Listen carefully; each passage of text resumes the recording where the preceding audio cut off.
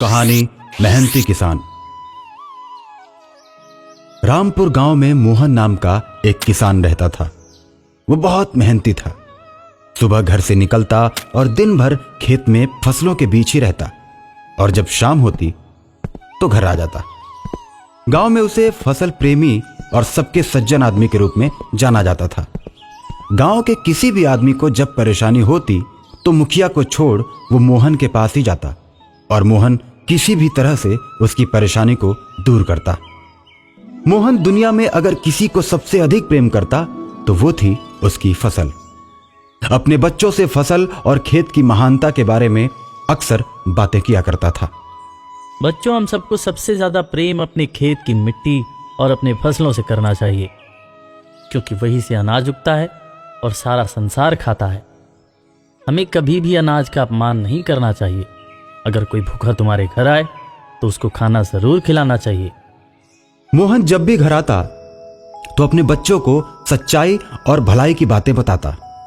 हालांकि मोहन के पास खेत कम था, लेकिन कड़ी मेहनत के दम पर वो खूब अनाज उगाता। लेकिन जब आप सच्चे होते हैं और मेहनत के दम पर सुखी जीवन जीते हैं तो आपके कुछ दुश्मन भी बन जाते हैं। मोहन के खुशहाल जीवन से उसके छोटे भाई सोहन को अंदर ही अंदर चिढ़ होती थी। वो हमेशा मोहन से पूछा करता, भाई मोहन, तुम खेतों में कौन सी खाद डालते हो जो तुम्हारी फसल इतनी अच्छी होती है? भाई सोहन, जो खाद खेतों में तुम डालते हो वही खाद तो मैं डालता हूँ। मोहन की बात पर सोहन को विश्वास नहीं होता। वो अपने मन में सोचता है, अच्छा, तुम मुझसे ही झूठ बोलते हो। तुम सोचते हो कि सोहन को बता दूंगा तो ये भी पैसे वाला हो जाएगा। सोहन को चुप देख मोहन पूछता है, क्या हुआ सोहन, क्या सोच रहे हो? नहीं, कुछ नहीं, बस ऐसे ही। छुपाओ मत सोहन, बताओ। मोहन के बार बार पूछने पर सोहन बोलता है, भाई तुम झूठ बोल रहे हो ना। तुम अलग से कोई खाद नहीं डालते। तुम जरूर कोई ऐसी खाद डालते हो जिससे तुम्हारी फसल अच्छी होती है। नहीं सोहन, मैं तुमसे झूठ क्यों बोलूंगा? तुम मेरे छोटे भाई हो। लेकिन सोहन मोहन की बात पर भरोसा नहीं करता। जब सोहन बार बार पूछकर सारी हदें पार कर देता है तब मजबूर होकर मोहन बोलता है, अब मैं बताता हूँ कि मेरी फसल अच्छी और तुम्हारी खराब क्यों होती है। क्योंकि तुम खेतों में कभी जाते ही नहीं। तुम्हारी फसल जब सूखने लगती है तब तुम जाकर खेतों में फसल को पानी देते हो, और जितनी फसल होती है उतने की तुम शराब पी जाते हो। तो आखिर तुम्हारा जीवन कैसे खुशहाल होगा? और इधर मैं तुमसे ज़्यादा मेहनत करता हूँ, दिन भर खेतों में डटा रहता हूँ, कोई नशा भी नहीं करता, और साथ ही साथ लोगों की मदद भी करता हूँ। जब तक तुम आलस नहीं छोड़ोगे तब तक तुम तरक्की नहीं करोगे। अब जाओ यहाँ से, मेहनती बनो, तब तुम मेरे पास आना। मोहन अपने भाई को इसलिए डांटता है कि वो सुधर जाएगा, लेकिन होता इसका उल्टा है। सोहन अपने घर चला जाता है और मोहन की बात को अपमान समझकर मोहन को बर्बाद करने की ठान लेता है। मोहन, तूने मेरा अपमान किया है। मैं इस अपमान का बदला तुमसे जरूर लूंगा। मोहन शाम को खेत से घर आता है और पूरा परिवार साथ में बैठकर खाना खाता है। खाना खाते खाते मोहन अपनी पत्नी मालती और बच्चे राजू पिंकी से बोलता है, मालती, मैंने फैसला किया है कि मैं लोहे की दुकान खोलूंगा। सुनिए जी, लोहे की दुकान हम कैसे करेंगे? हम तो किसान हैं। मालती, लोहे की दुकान में बहुत फायदा है और धीरे धीरे हमें आगे बढ़ना है।